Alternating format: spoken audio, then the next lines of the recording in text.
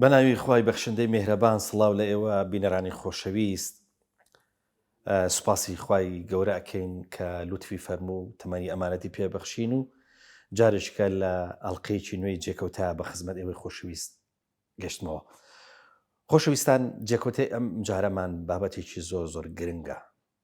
بابەتێکە تەنها پەیوەندی بە چارەنووسی دنیامانەوە نییە، بەڵکو پەیوەندی بە ئاخرەت و بە قیامەتیشمانەوە هەیە. قسەکردنی ئەم جارەمان قسەکردن دەبێت لەسەر قورئانی پیرۆز.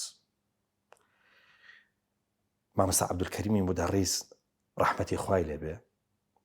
گۆڕی پڕنور بێ ئەفەرمێ ئەگەر بە ئافاتێک چی قورئانی سەر زەوی هەیە هەمووی بفەوتێ دەتوانم بینووسمەوە بە سەر و بۆرەوە. ڕەحمەتی خوای لێبێ. لەم بەرنامەیە ئەمەوێ قسە لەسەر ئەوە بکەم کە قورئانی پیرۆز بە دەلیلی ئایەت پارێزراوە، بەڵام ئەم پاراستنە چۆنە؟ لە سودورە یاخود لە سوتورە؟ قورئانی پیرۆز ئایا لە سەردەمی پێغەمبەر صلی الله علیه وسلم کۆکراوەتەوە یاخود لە سەردەمی ئیمامی عوسمانە ڕەزا و ڕەحمەتی خوای لێبێ؟ ئەگەر لە سەردەمی پێغەمبەر صلی الله علیه وسلم کۆکراوەتەوە بۆچی پێ ئەڵێن ئەم ڕسمەی ئێستا هەیە یاخود ئەم موسحەفەی ئێستا هەیە پێڵێن موسحەفی عوسمانی؟ و هەروەها ئەمە تۆزێک لەسەر بابەتی تەدەبور و بابەتی ئەعجازی قورئانی یاخود ئەعجازی زانستی بمێنمەوە. ئایا تەدەبور بە مانای چی و ئەعجازیش دیسان بە مانای چی؟ و دەمەوێت قسە لەسەر ئەوە بکەم کە ئایا قورئان بە زمانی عەرەبی هاتوۆتە خوارەوە، واتە ئەو قورئانە ئەو مەسحەفەی ئێستا هەیە فعلەن عەرەبیە بەمانە قەومی و نەزعە قەومیەکەی، یاخود ئەم زمانە زمانێکی تایبەتە؟ چونکە بیرمان نەچێ قورئان کەلامی خوایە. بۆیە ئەم کۆمەڵک لەم بابەتانە ئەمەوێ بکەم بە تەوەری بەرنامەی ئەم جارەمان. خۆ ئەگەر فریاش بکەوم ڕاستەکەی ئەمەوێت لەسەر موسحەفی کوردی ئەگەر دروست بێ ئەم قسە یاخود ئەو زانا کوردانەی کە موسحەفیان نووسیوەتەوە قسەیەکی لەو بارەیەوە بکەین و تەنانەت بپرسم ئایا ئەگەر موسحەفێکی سەردەمی عوسمانیمان هەبێ و موسحەفێکیشمان هەبێ ئێستا، یعنی قەناعەت بە کامیان بکەین، باوەڕمان بە کامیان هەبێ. ئەمە بۆ مانایە کە دوو قورئانی جیاوازە، بەڵام مەبەستمان لە دوای ڕوونیەکەینەوە مەبەستمان لە چییە؟ مەبەستمان لەوەیە کە موسحەفەکە مەسەلەن شێوەی نووسین و هەروەها ئەو ڕسمێکە هەیە. بۆ ئەم ئەڵقەی ئەم جارە میوانداری زۆر بەڕێز دکتۆر دیاری ئەحمەدمان کردووە. تەمان دکتۆر طەبیبە، دکتۆرە، لە هەمان کاتیشا ئەلحەمدوللا حافز قورئانە و مامۆسای قیرائەتە، سەرنووسەری گۆڤاری هەیڤە و جێگری سەرۆکی سنتەری زەهاویە، جێگری سەرۆکی سنتەری ئەعجازی قورئانیە. دکتۆر جان یاخوا بەخێر بێیت. من تقریبا وازانم تۆزێک بابەتەکانم ڕوون کردەوە کە ئەمەوێت چی بە بینەر بڵێین. با لە یەکەم پرسیارەوە لەوە دەست پێ بکەین کە باوەڕی تەواومان بەوە هەیە کە قورئان پارێزراوە، خوای گەورە پاراستوێتی،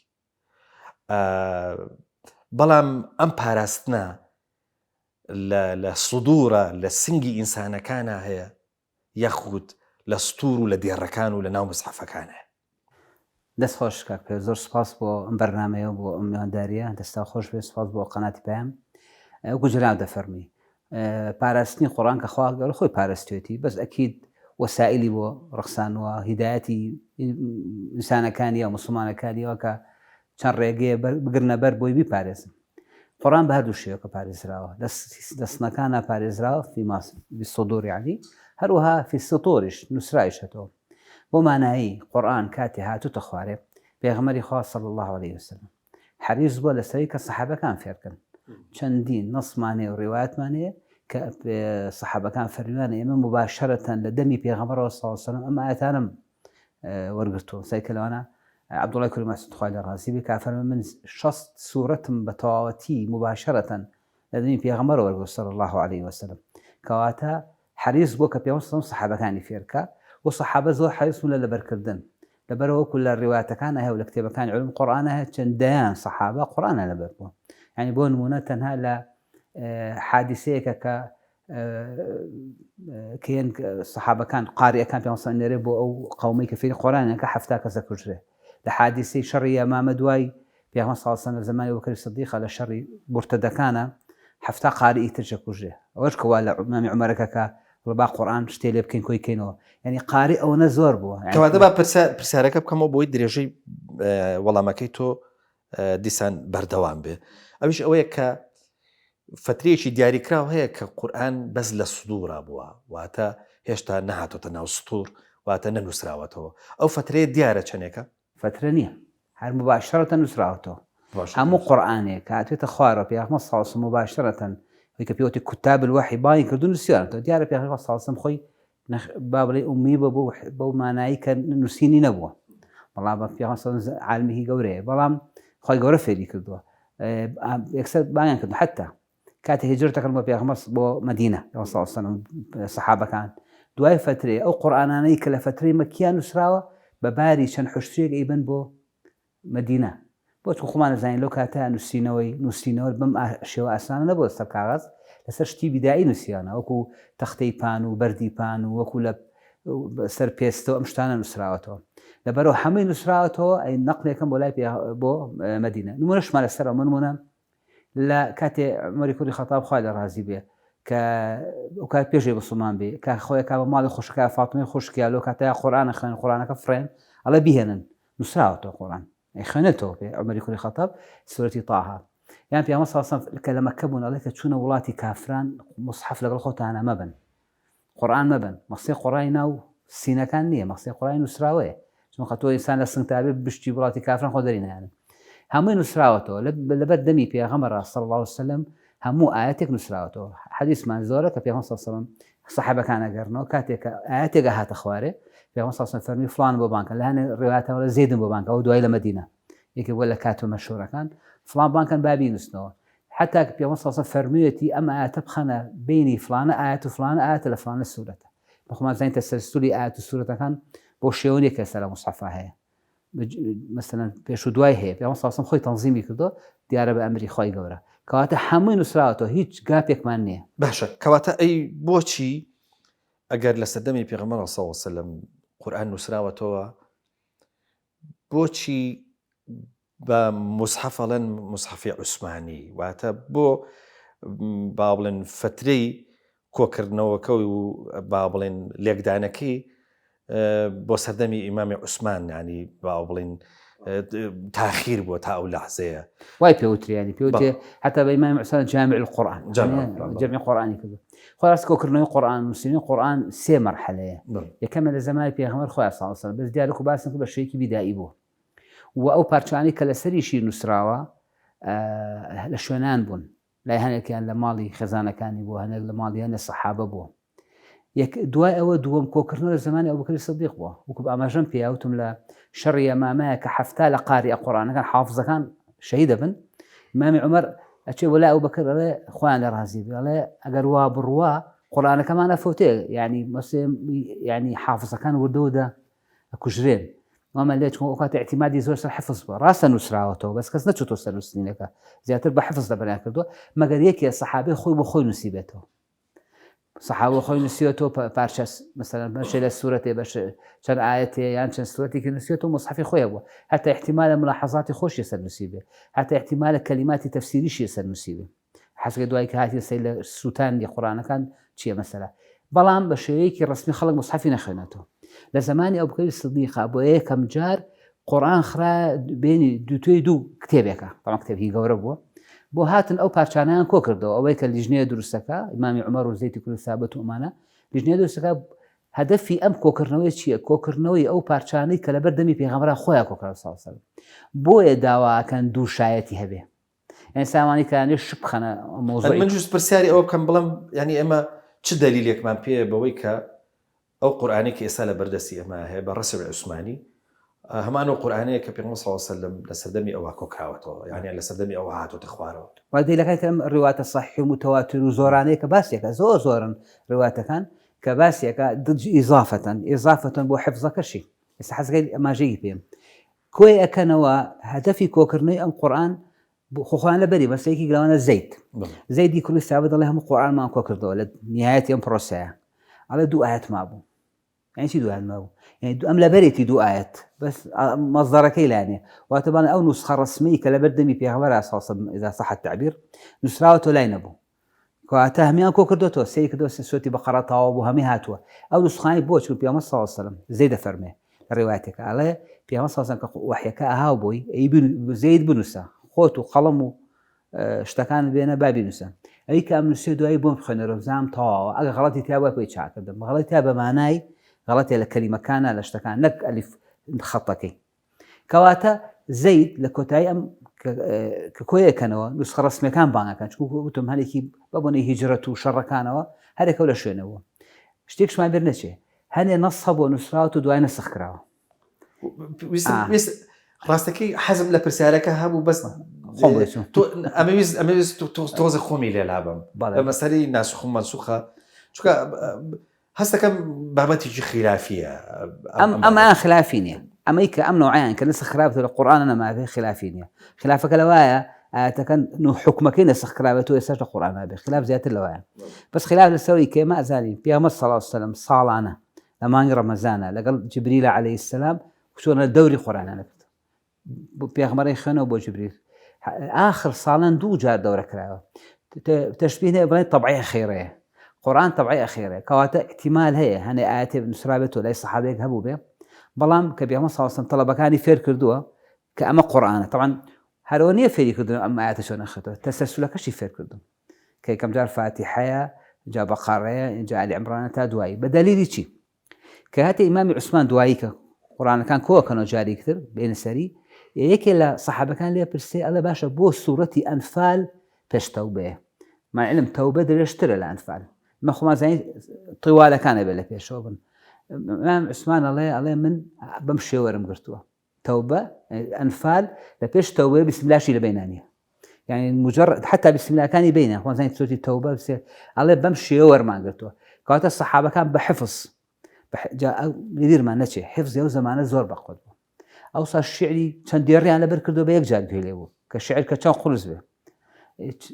عرب مەشهورون بە حفظ ئەو کاتە خۆمان زانین هەنێ وەسائل نەبووە کە خەڵک وای لێکە حفظی ضعیف لەم زەمانەوە وەسائلی تر هەیە حفظمان بەقوت نی ئەو کاتە عربش مەشهورون بە حفظ سەحابەکان بە جدی حفظیان کردووە زەید کاڵێ دوو ئاەتم لێوەن بوو لەبەرێتی خۆی دوو ئاەتی لەبەر لە سوورەتی تەوبە ئاخرەکەی ئەڵێ کوا ئەسڵەکەی ئەو بەلایەکی لە سەحابەکان دۆزێتەوە کەواتە دوو شت بەیەکەوە ڕۆشتووە هەم وەکو خۆت فەرموو ما فی الصدور وما فی السطور کەواتە لە زمانی ئەبوبەکر سیدیق هاتوون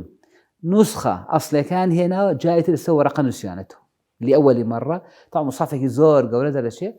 هەڵیەگرن ئەمە بەس چییە هەدەفەکەی ئیمامی عومەر کە اقتراحەکەی ئەوە سەحابەکان هەدەفەکان ئەوەیە کە ئەسڵی قورئانەکە بێنێتەوە بە نووسراوی کە خۆی هەبووە بڵاو بۆتەوە دایانناوە بۆچی مەشهورە ئیمامی عوسمان بە جامع القورآن مالعلم یەکەم کەس کە ئەو کارە مهمەی کردو دوای پێغەمبەری خوا صلی الله علیه و سلم ئەبوبەکر و عومەر بووە زمانی ئیمامی عوسمان دەوڵەتی ئیسلامی گەورە هەبێ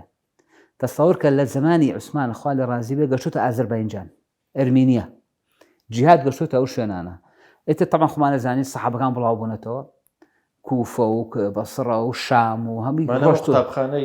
قوتابخانەی جیاواز سەحابە ڕۆشتن قورئانن خەڵکی عێراق و خەڵکی شام لە شەڕی ئەرمینیا و بە ئەزەربایجان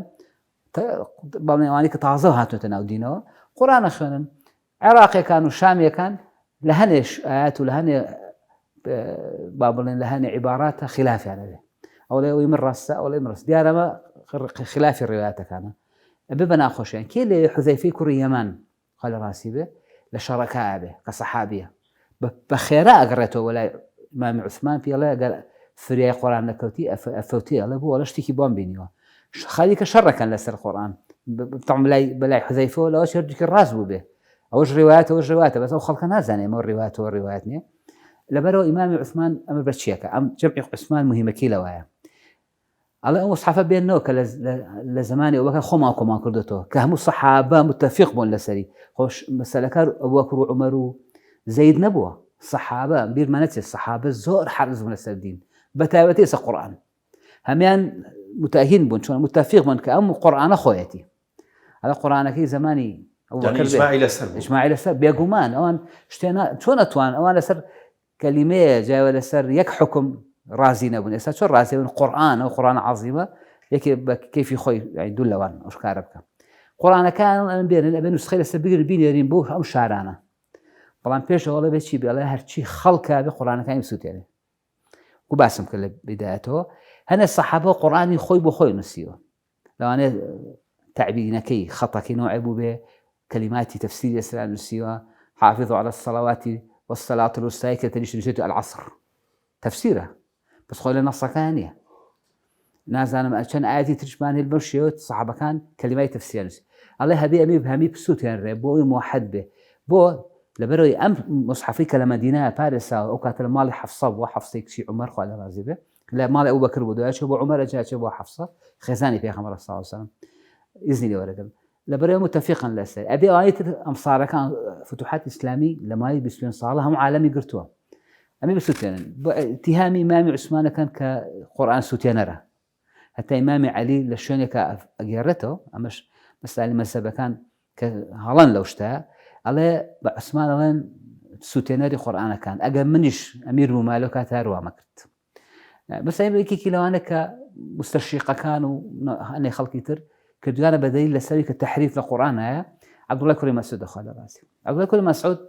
لكوفة به ومساق قرآنه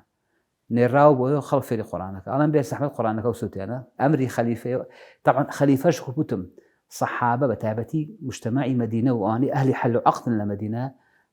بسيطيش رازينا بن عثمان كأمريكي وادرك رازي ولا سامك دياره يكلوا أنا إمامي عليه عبد الله كريم مسعود الله شلون بسوتي أنا من خوم شخص صورة مباشرة ندمي بيغمر ولا صلى الله عليه وسلم حتى روايتك على زيد كي أمر بمنك آخر رئيس دجنك زيد أو لسكي دايك يا أبو من قرآن بلا بروه فيما معناه ألم بخان أخ أبي بستين يتأسوتين أمرا مطاعة بو أمري خليفة أما اتهامك والله قوايا قرآنك أو اتيابو اشتي وما نيش وإما قلت ما في صدورك شمان هي للروايتي الشعبة كي قرأته الإمام عاصم قرأته زر كري حبيش أجرته لعبد الله كري مسعود شعبة رفيقي حفصة يعني أو قرآني خماني خلينا روايتي حفصة رفيقي كينا أي شعبة يعني بهردو كان ليك ما مصنع قلتوا كأم شعبة قرأته بإمام بس دكتور بوشي أو الروايات الجوازانة هي يعني إساد معلومة جنابته بديان جور روايات معنا هي باشا أم الروايات هنا يعني بابلين سلفة كان قاعد شوية وبوشي رواياتي جواز دروز بوا وقت إمام عثمان مصحفي كردو بيكو تقرأ مصحف كان يترسوتين راول شو الروايات كان الروايات كان أخوكم بوتم قرآن بالروايات قرأته علماء فرماء القرآن يعني الرواية والسنة القرآن والسنة السنة يعني رواياتي لسلام مقصد عبد الله كريم مسعود شيء يعني كالين قوا مصحفكي فاتحيتي أنا بو قل أعوذ برب الفلق أنا بو قل أعوذ برب الناس أما اتهامات مستشرق كان دروس يعني كردو كاتي خوي خور حالات ناس كان وانية لو أنا ننسي بلبري بيسين كردو بينسي بلام خوي بالروايات كأجرينو سري كما هاتياتي فاتحيتي قل أعوذ برب الفلق قل أعوذ برب الناس شيتيا مثلا رواية كان جاء ما عثمان سامس الرواية كان كاتك دانش لجنية قرآن نسنو لسر أو قرآن كلا أبو بكر الصديق وباشن عمر وباشن حفصة أخوان الرازي بهم كان نسخة كان نسنو بلاي كانوا بعالمة على أما نسخة رسمية بيكمان نقطة ثانية سر برشي ثانية أوجه برسالة يعني برسالة كباب كم ماذا ما يعني خلطة شلواني استحب بلا يعني بجملة وبوا كقرآن وكو رسمي استاهي خوي جورها الأوان نردويتي خواروا قناعات بونا كان كقرآن نقطة وسروبوري تاعنا بيو دوهجار سروبور درابة دز إنسان يعني بقرآن يبكى جوان يعني بخسي اشتغل ربطان بيكو هم روايتك وقراءتك وهم سروبور وهم رسمي مصحفك ربطان بيكو هذا راسي طبعا يكام ئینسان بە کەیفی خۆی سەروبەری دانەناوە بۆمان نییە چکۆن ئەلقرا چەند کەسێکیش هاتوونێداناوەوانە ڕاست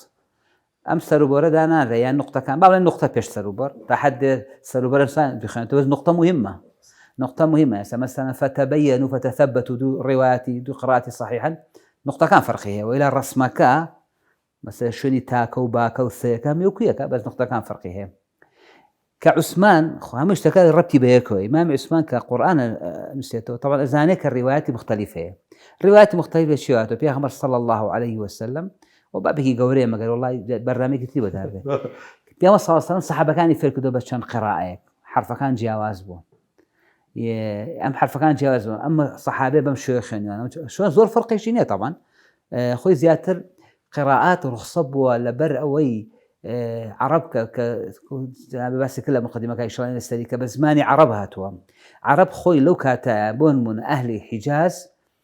ئیبدالی هەمزەیان کردو یعنی نایان تۆ مؤمن وتیانە مؤمن هەر زمانیان وا بووە قەومێکی ترە بووە ئیمالەیان کردووە وتیانە مەسەلەن کێفرین قومێکی ترەوە تحقیقان کردووە بە زمانی هەمیان هاتووە کۆرە قورئان هەمیانی تیا جێگا بووەتەوە پێغەمبەر صلی الله علیه و سلم کە سەحابەکانی فێر کردووە خۆی هەمی زانی و هەر مەجموعەیەکی بۆ فێر کردووە کاتێ بەسێکی کۆ عەبدوڵای کوڕی مەسعودە چێ بۆ کوفە کە کوفە شارێکی تازەیە و شارێکی موسڵمان تەڵەبەیەکی زۆرێ بێ ئەو ڕیواتانی کە وەری کردووە کە مباشرەتەن لە پێغەمبەر صلی الله علیه و سلم تەلەبەکانی ئەڵێن یەکێکی تری مەسەلەن زەیدی کوڕی سابت کاچێ بۆ شام چۆنی وەرد لە پێغەمبەر صلی الله علیه و سلم وا بە تەلەبەکانی ئەڵێ تۆزێ جیاوازیان هەیە ئەوەی کە گرنگە جیاوازیان هەیە لە تەعبیرەکانە ئەوەی کە گرنگە لێرەیە ئەو ڕست قورئانەی کە عوسمان نووسیوە چۆن جێگای ئەم مجیاوازەی بوو یەکێ لەوانە مەسەلەی نوقتەیە ئەوان بە ئەنقەز نەبووە نوقتەی بۆ دانانێنان بۆی دانان هەر خۆی نووسینەوە واوە لەو زەمانەیە خەتی نووسینەوەی قورئان لە بیدایەتەوە لە زمانی ئیمامی عوسمانە خەتێک پێوتراوە خەتی حیجازی کە لە خەتی عەرەبی شیمالی وەرگیرا ئەوش لە خەتی ئارامی وەرگیراون هەر خەتەکە خۆی وا بووە یعنی عەرەب ئەو ساوانە سەلیقەی هەبووە نقطەشی دانەنە خوێنێتەوە ئێستا ئەگەر تۆ سێنی کتێبکەڵە چی ئەڵێ الخاء المعجمة الغين المعجم يعني چی معجمة عرب زانێتی ئەمە عینەیان غینە نقطەشی سەرنێ بەس کێ نەیزانەوە معجم لە عەجەمیەوە هاتووە يعني یەکێک بێکەنای عەرەبی نەزانێ بۆیە نایانناوە الخاء المعجمة هەتا لە کتێبەکانی کەسێکی نەحو و صەرف و کتێبی عەرەبیە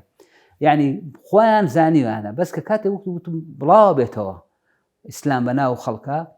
ترساون بطبعا لەبەری بۆ لەبەری بەسی وا بۆ مصحفێکی لەبەر بێ نقطە بووە لەبەرەوە لە ساڵی شەسۆنەی کۆچیە يعني هەر لە زمانی تابعیەکانە ئەبوو ئەسوەدی دوئەلی نقطەی بۆ دانێ بە ئەمری خەلیفە طبعا هەر لە زمانی تابعیەکان نقطەی بۆ دانە بۆی لێیان تێنێت نقطەکەی بە کەیفی خۆی دانەناوە نقطەکەی بە پێ ئەوە دانراوە کە بە ڕیواتە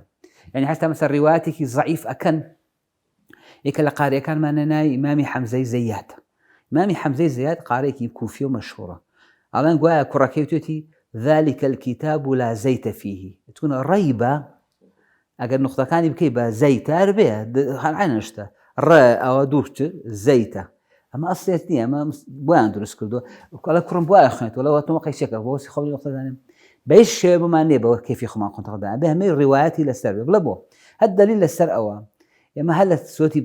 فاتحە ئەمە ئەزانین الحمد لله رب العالمين الرحمن الرحيم مالك يوم الدين دو قراءة لسر بس مالك يوم الدين مالك يوم الدين أي بو مالك يوم الدين نبي أي بو مالك يوم الدين نبي خو أقولجه لزمان عربية أقولجه بما أني لبري الرواياتي لسرني كواتا عبقريتي الصحابة كان لواب وكقرآن كان نسيوتون بلاين كردوتوا أم قرآن توانيتهم قراءة كان هالقري زور باشا دكتور جان ببورە ئەبێ ناوبڕێک وەرگین دوای ناوبڕەکەی شەڵە درێژە بە گفتوگۆ کەمانە دێن بەڵێ خۆشەویستانی چینە ناوبڕێکی کورت و زووە گەڕێنەوە بەجێمان مێڵە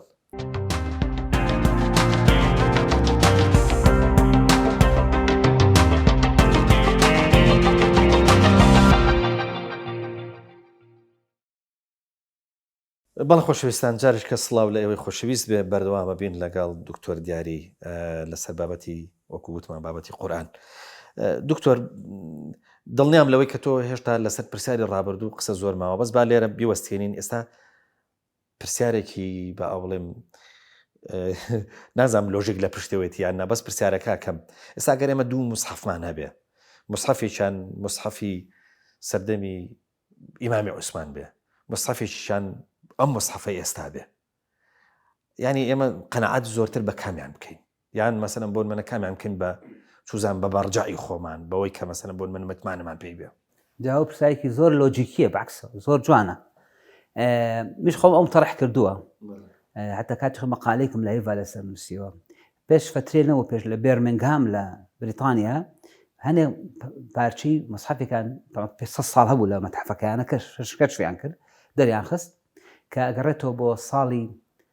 تقریبا 635 زاینی کە زۆر نزیکە لە ئیمامی عوسمانەوە و ئەم مصحەفە ئەو دوای ئیمامی عوسمان نووسراوەتەوە بە سەروبۆری هەبوو. ئەم مصحەفە هاتن دراسەیان کرد هەنە عولەمای ئەو وڵاتیان هێنا بەشێکە لە سوتی مەڕێم و سوتی تەهاشی بەشێتیایە سیان کرد مطابقە بۆ مصحەفەی کە لەم زەمانایە. دەمەشە کاتەوە پرسیارم کردوتم باشە کامیان شوێنکەین ئەگەر یەکێک شتێکمان بۆ بێنێ کۆن بێ تاوان بەچی زانیان ئەو زمانێ تا تۆنانە بڵێ چۆن زانن ساڵی 635 بەڵێ فەحسێکی پێڵن فەحسی کاربۆنی ساڵەکان دەرەخە هیچ چەند ساڵەوە پێشە طبعا احتیمالی هەڵەشی هەیە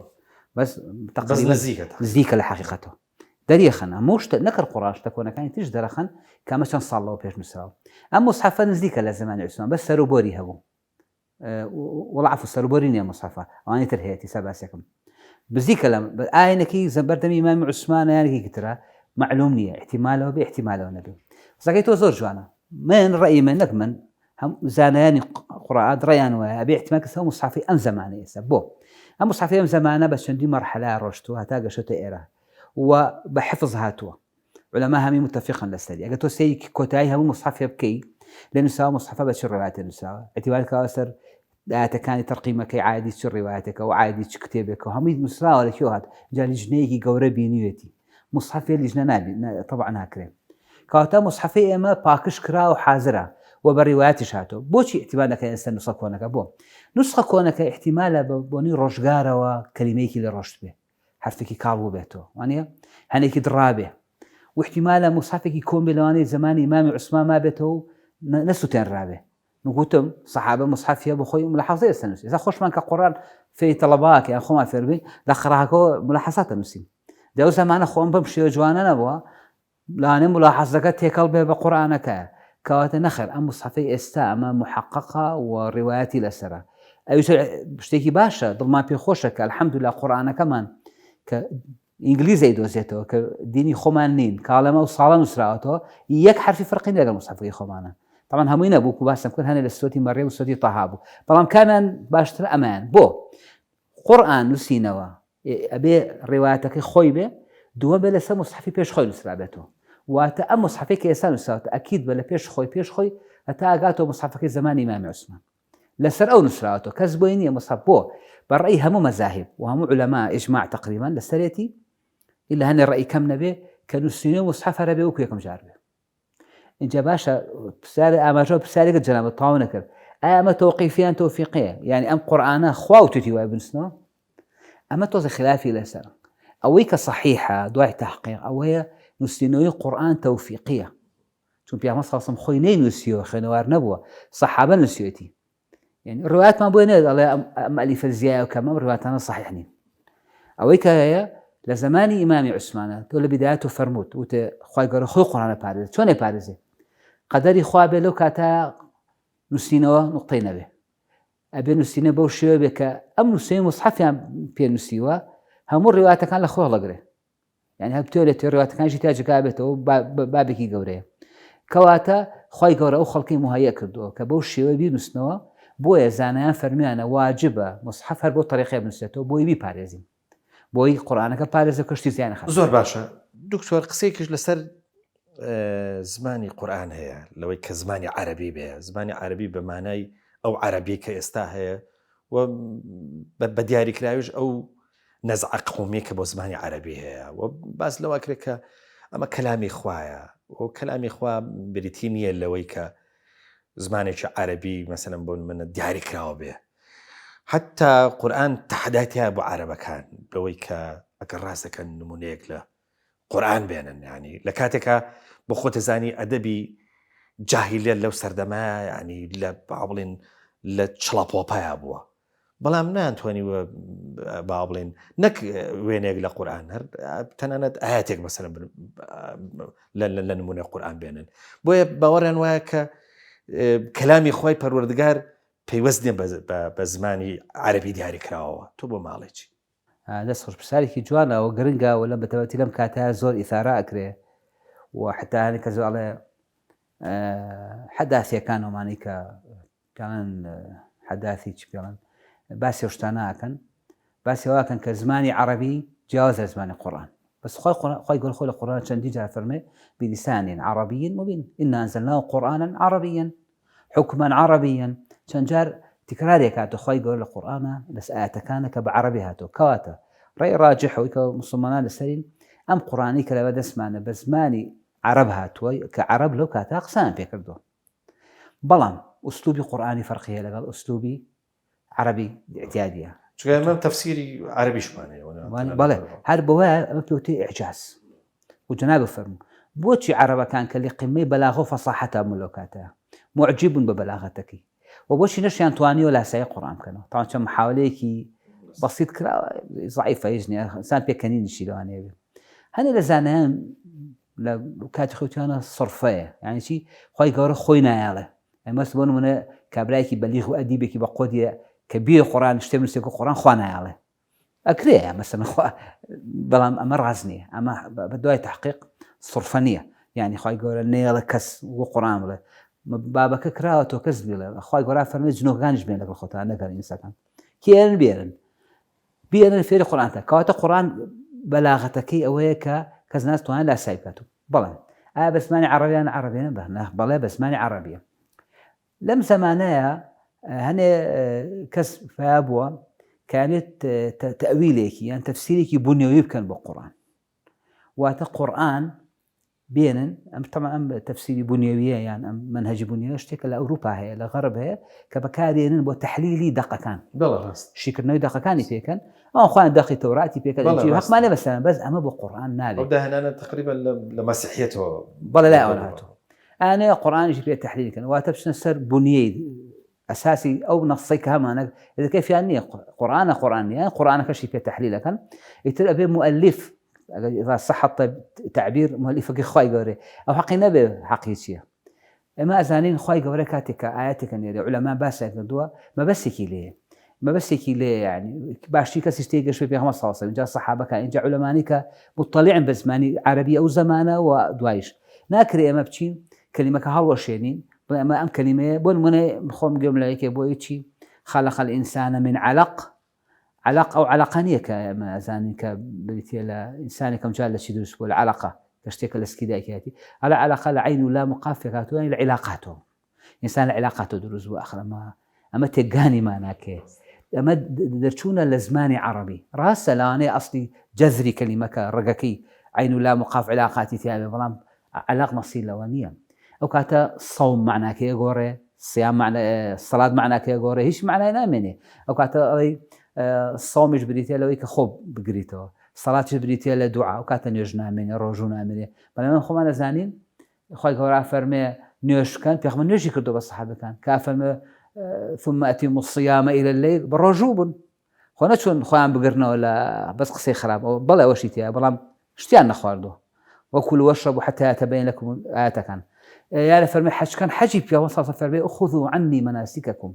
ماشي كان يفرقوا حتشون كذا كواتا بس مانك عربيات بلام أسلوبك يجاوزه جائز نبلين زماني عربي جاء لقل زماني القرآن خالك يتر آية بو خواي قورة قومك الله بجالبته بو بس ماني كردينية خواي يقول القرآن جواب عناته ولو جعلناه قرآنا عجميا لقالوا لولا أنزلت آياته عربي أو أعجمي أقل بعجمي جمانته أو بعربي ناته خواي قورة بهرس ماني بينيري مقابلك نقدك له إضافة خواهي القرآن فرمه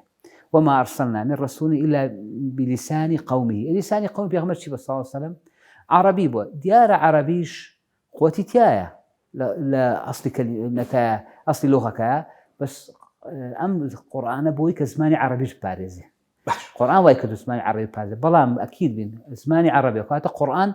لفظا ومعنى أما مين ما مشتا الخواه هنراه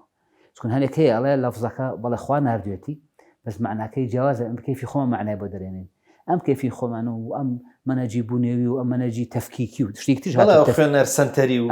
تەفکیکش بەسان ینی وای لێت و دوای دقەیەکی تری گۆڕیشەکە ینی هیچ شتێ لە شوێنی خۆیان نامێنێ لەبەرەڵێ هەموو شتێ جوڵێتەوە و زەڕە لە شوێنی خۆیان ناوەستێ و هەمی ڕۆژ بجوڵێ ئەمانە تێکداری نەسی قورئانە و لابردنە بوو منهجێکە قورئانەیە. زۆر باشە دکتۆر لە نێوانی دەستەواژەیە کە تەدەبورە لە قورئان و لە تەنیشتی شەوە ئەگەر ئێمە باس لە ئەعجازی عیلمی ئەوانە بکەین تەمان تەدەبورە ئەزانین کە لە قورئانە داواکراوە و دیقە و وردبوونەوەیەکی زۆرە لە قورئان پەیوەندی بە لایەنی ڕوحی ئینسان و بە لایەنی ئیمانی قوڵەوە هەیە. لە تەنیشتی شەوە شتێکی ترمان هەیە کە ینی باسی دۆزینەوەی ئیعجاز و بەراوردکردنی بە ئەو دۆزینەوە زانستیانی کە هەیە و بەراوردکردنی ئەندازەیەک تۆزێک ئانی بەرە و دەلیلی عەقڵی ئەوانەچێ. قسەکەمان لەسەر ئەوەیە یعنی ئێمە ئەم دوانە هەردووچیان وەرگرین یان مەسەلەن بۆ خۆمان تەدەبور بکەین دیقەت بکەین بەوەی کە قورئان لە تەدەبورە هەر جارێکە خوێنیتەوە نهێنەکانی زیاتر ئاشکرا بن. قسەکەمان لەسەر ئەوەیە من نامەوێت بڵم ئیعجاز و تەدەبور دژی یەکن بەس وەیە مکەلەفین بە کامیان. جوانە والله أكيد مكلفين بتدبر القرآن خواهي قال أفلا يتدبرون القرآن يعني أبي تدبر كين أم على قلوب أقفالها أبي كاتب يطلع كان قفلك كرابته بوي إنسان لقرآن تبقى بوي إنسان لقرآن شوفوا جنابش فرموا لا تنقضي عجائب وقرآن عجباته كان يطاونا به وإصرار كان روج بروج كشف به وقرآن جقلوا كتابي هدايته علماء يعني فقه أصول قواعد أصولية ندر هنا فقهيا ندر هنا لا تنايات فشتي فقهيا ندر هنا أحكام ندر هنا ما تصورنا هكين طبعا بوني تدبره أبي كي تدبرك راسية كما بيونيتك بو خوابي ومصومان تدبرك أبي بو استقبال يم كلامك كلامي خوايا إيش يغني لك كلامي خوايا قلت له بلام خوا بأدواتي بيبي أدواتي تدبرها يا كم بزانه بخنته دوام لمعناكي تبقى إن تو لمعناتي أنا كي شون تدبركي أقل لمعناتي أنا قيل لو أنا بقى الله تدبري تابكين يعني أقل نيت خرابي وبشيته وباسم كر بني وجماعتك بحسابي خو تدبركي كشتي له هوا نجي وكاتب تفسيري إشاري وشتي له كتفسيري كي باطنية تفسير باطني ليك والله ما مخصي له ومخصي له كما منبوذ ولا علماء تفسير رفس كراو إعجاز وكو خود جناب فرمو خوي قرآن خوي معجزة لا زماني زو إعجازك أصلي إعجازك إعجازي لغوية إعجازي بلاغي وإعجازي زمانكيتي بنياتي كلمة كانتي بويا تحدى عربي في كذا كان شيء توان بينه بس الجيكا لوا قرآن إعجازي تريشيتها بنو إعجازي تاريخيتها إعجاز قرآن بس يشتكي تاريخية كدواي كشفيك هي يعني يشتكي مستقبلية كدواي دركيك هي وإذا غلبت الروم في أدنى الأرض كدواي الرؤية قرآن إعجازك يا سدانانيتها تشريعتها يعني بتشون يعني إعجازتها يعني أو كقرآن فرميتي أو شتا حكماء بوابه دواي شندي صار بشر بيجا والله هذا مراسته كاتم ديارة بصدرك خوي قوليس زانشي دكتور لما سالي إعجازة عندك باور نوايا ألان أجر تو يعني هاتي براورد كر يعني هاوسنج كر بلغي علمي ودوزينوا علمية كان زانستي كان دشي يعني دوزينوا زانستي بقوريا حلبه بس ناكري مثلا دقيقي مثلا بون من القرآن آياتي خواي پروردگار حلبه بقور اما بابي اعجازي زانستي كلام سردما شيء ساكره اعجازي زانستي اصولي خويه وحد خوشي هي راسه جاوزيه بين اعجازي زانستي وتفسير زانستي يعني شيء مثلا خواي قال فلا ينظرون الى الابل كيف خلقت علميكي بيولوجيا بس حشتريك شو دروس بوه تفصيلي اياته اما في ناوتي اعجاز اما في تفسيري علمي وروني كاتب مان يعني تشون انما يخشى الله من عباده العلماء زياده الانسان كزاناب ولا بواريكا او زياده لموضوعتيغا يعني مثلا بس الروجيته كاستفاده دكتور زياده تيغا اشتي كتر مهندس تيغا الى اخره يكي كتر قانونيه كليتيغا اما في تفسيري علمي كخلتي خلي كذو كاته تفسير علمي من تفسيرك من نعلم اعجازه سبنا ام علمه توزق قران كاري بس لا خو من نمتو اعجازه من تفسير مكتوبه بعلمي ام سلمه شلون مفسرين يكون تفسيري هنا اشتيان كدوبه علمي خوان تفسير اشتيان كدوتو انا انسان وعدل السبيل اسكي دايكي اوشتان بس هيك عالمي كي با امبرولوجي يعني كوربلازاني يعني لم زمانها بەس ئاەتەکەی سوتی المؤمنونەکە تەفسیرەکە بە تەفسیرێکی تازە ئەمە پێوتە تەفسیر شتێکی ترمانی پێوتە ئیعجازی علمی ئیعجازی علمی یعنی چی قسەکەی تۆ زۆر جوانە نابێ ئێمە بین مقارنە بکەین لە بین ئاەتێکە ئەسڵە و خوای گەورە ناردوێتی و سابتە إلى آخر بە شتێکی نەظەریەکی ئەگۆڕێ سبێنێ یان علمێکی بەشەرە لەوانێ بگۆڕێ نا ئیعجازی علمی چییە؟ ئیعجازی علمی بریتێ لەو ئاەتانەی کە لە قورئان هەیە زیاد لە 1000 ئاەتە ئاماژەی کەونی و علمی و زانستی و بەش ئینسانی تایە ئاماژەی زانستی تایە کە کاتێ بەم زمانە پێشەکەوی ئینسان لەم سەرتەما سێرەکەی فعلا ئەوانەی کە خوای گەورە باس کردووە حقائق علمیە ئەمە پێوتە ئیعجاز علمی یعنی چی ئیعجاز؟ ئیعجاز بۆ مانای کە لەو زمانە بەهیچ شێوەی مەجاڵی تیانە کە پێغەمبەر و غەیری پێغەمبەری خوا ئەو شتیان زانی بێ لە زمانی پێغەمبەر صلی الله علیه و سلم نەک خۆی و دەور و بەرەکەی بەڵکە هەموو دنیا نەک دوای خۆی 1000 ساڵیش دوای خۆی کەس علمی نەدۆزیوەتەوە کاتەمە دیارە مەصدەرەکەی خوای گەورە ئەمە پێوتە ئیعجازی علمی لەبەرەوە ئیعجازی علمی محدودە کاک پێویست زۆر نییە و کەیفی خۆمان نییە شەرت و شروطی خۆی هەیە و بێ و حقیقەیەکی علمی بێ مقارنە بکرێ نابێت سەر نەظەریەک و شتێکی ئێشتا ثابت نەبوو بێ بەم شێوەیە لەگەڵ ئیعجازی علمی و بێ ئەهلی خۆشی بێ ئەبێ ئەهلی خۆی بێ هەم لە ناحیە لوغەویەکە بزانێ هەم ناحیە علمەکەش بزانێ بەداخەوە وازان نزیکی چوارخولەکێکم ماوە ئەیدەن بە چۆن ئەڵێ بە بابەتێکی دیکە یاخود بە پرسیارێکی دیکە لە سەرەتای وتم مامۆستا عەبدولکەریمی مودەڕیس غەرقی ڕەحمەتی خوا بێ کا فەرمێ ئەگەر قورئانی هەموو دنیا بە ئافاتێک لە ناو بچێ من ئەتوانم هەمووی وەکو خۆی بنووسمەوە وەکو بەسەر و بەرە وەکو ئەو ڕسمێکە ئێستا هەیە زانانی کوردیش زۆر خزمەتی قورئانی پیرۆزیان کردووە بە سەدان نوسخەی قورئان نووسراوەتەوە بەدەستی زانانی با بڵێن هەر یەکەی لە شوێنێکانی لە گۆشەیەکی ئەم کوردستانە باز لە مصحفێکەکەن وازن مصحفی مەلا موسایە کە لە گوندی تەوەکەڵ نووسیوێتەوە تاریخەکەش وازم 1970 کۆچیە بابزانم تۆ چی لەسەر ئەو باخی ئەو نوسخە قورئانیە بۆ ئێمە چیانی وەکو جەناب فەرموو کورد زۆر گرنگیان بە قورئان ناوە ئەو مشە نووسێتەوە ئەم مصحفی جەناب باس کرد من یەکەم جار لە کتێبێکا خوێنمەوە کتێبێکی مامۆستا ئەوەتە باسی قورئانەکە دەست نووسە قورئانەکانەکە دوای الحەمدولله خوای گەورە باسان کردم مامۆستا فاتح کە نەوەی مامۆستا مەلا موسایە ئەم قورئانە طبعا کە باسیەکە مامۆستا فاتح و عایلەکەیان کە چۆن خوای گەورە لەبارەی بەڵێ بالضبط کە باسیەکە چۆن خوای گەورە پاراستوێتی لە ساڵی 900 ئەوەنەوەی کۆچیەوە یعنی نزیکی 500 ساڵە پارێزراوە ئەم کە چەند جار حتا کەوتوتە ئاوە کاتی خۆی زمانی عومەر عەلی کە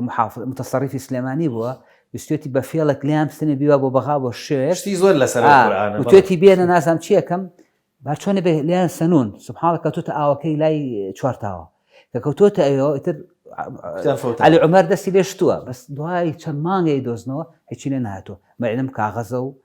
نووسراوە تەم قورئانێکی زۆر جوانە زۆر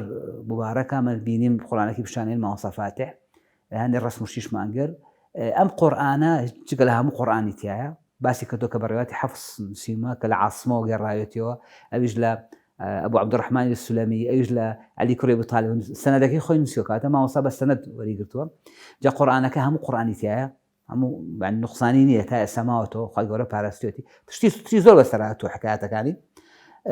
حتا کاتی ڕاکردنەکە و نەبێ إلى آخره ئەم قورئانە گرنگی چی تایە لە قورئان بەڕێی من لە چاو قورئانەکانی ترە ئەم قورئانە قراءەتی 7 تایە ئەو قراءەتی کە جەناب وت یاوتە زانانی کورد گرنگیان بە قراءەتەوە لە قەراغی قورئانەکە ئەو شوێنانەی کە خلافێ لە قراءەکە سوێتی مەسەلەن ئیبن عامر بەڵێ بەتەواوەتی قراءەتی 7 تایە لە هەندێک شوێنە ئاماژەی بە قراءەتی شاذی جاوت مەسەڵەن عایشە خوا لە ڕازی ئەو قراءەتی واخرێتەوە نووسیوێتی و